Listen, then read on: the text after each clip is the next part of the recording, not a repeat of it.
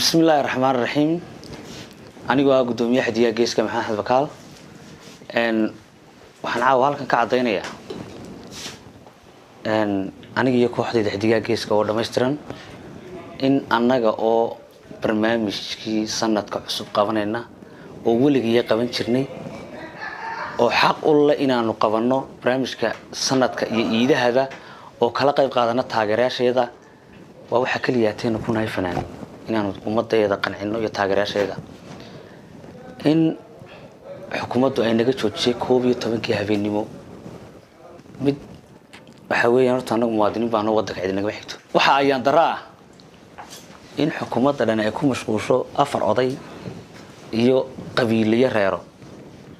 oo fanka ummadda ilaahay u dhaliyay ee dhaqanka ay u leedahay ku mashquulo weeyo awoodeedii ilaahay naga ma qaran ee qarankayga aan la xajaleysanaynaa xidigaha iyo xukuumaddu waa xukuumadeedii waa sax xidiguna waa astaan qaran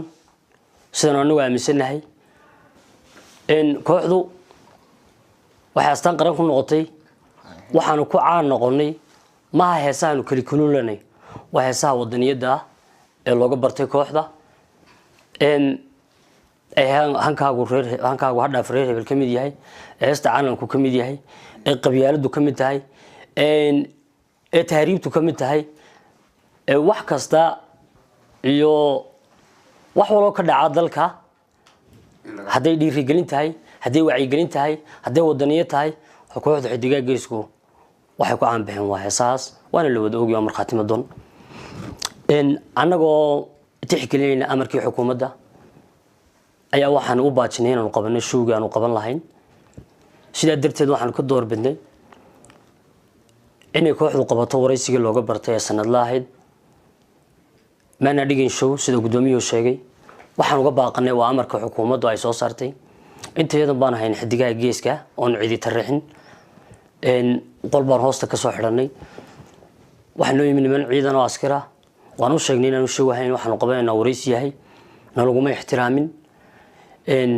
waddankana xaq baan ku leenahay dhammaan qof meel ka yimid naguma jiro waxaan Soomaaliland dhamaantayo cid marti dalka ku ay kuma jirto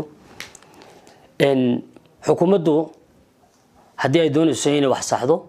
dalka musuqmaasuq baa ka jira waxa ka qabato koow qabyaaladii kala qaybsanaanta waxa ka qabato laba sixir bararka waxa ka qabtaan saddex tacliinta waxa ka bartaan ha ka qabtaan maxaan ku raada camalaanta waxa ka qabtaan waxa jira bayraxyo badan oo ay waajib ku tahay qaranku inuu ku mashquulo oo qabto sida gudoomiyuhu sheegay sidii Soomaaliland qabiilada ay u raali geliso xukuumadda fanka u raali geliso aad waan u salaamayaa dhammaan taageerayaasha xidigahan meel kasta dunida joogan waan ka raali gelinaynaa waxyaabaha caqabad xumada ee kooxahana lagu la kacay mana ahayn wax qurux badan madax meel ka sareyso la taabtaa ma jirto mudane Muuse Bixi Cabdi waa madaxweynaha qaranka Jamhuuriyadda Soomaaliland waxaan madaxweynaha u faraynaa fariin mudane madaxweyne xukuumaddeeda inaan dhisno mooyaane wali naguma dhicin inaan dumino marka waxaan madaxweynaha ka codsaynaa iyo xukuumadda arinta fanka inay madaxweynuhu soo jeesto waan dhaleecaynaa wixii ka hor yimaada xukuumadda ma jecelin annaga difaacayna qarankeega laakiin qaranku aanu ka helay ixtiraamka iyo xurmadan u hayno iyo dadaalka nagu jirno hadiya habeen aad baan idin salaamayaa dhamaantiin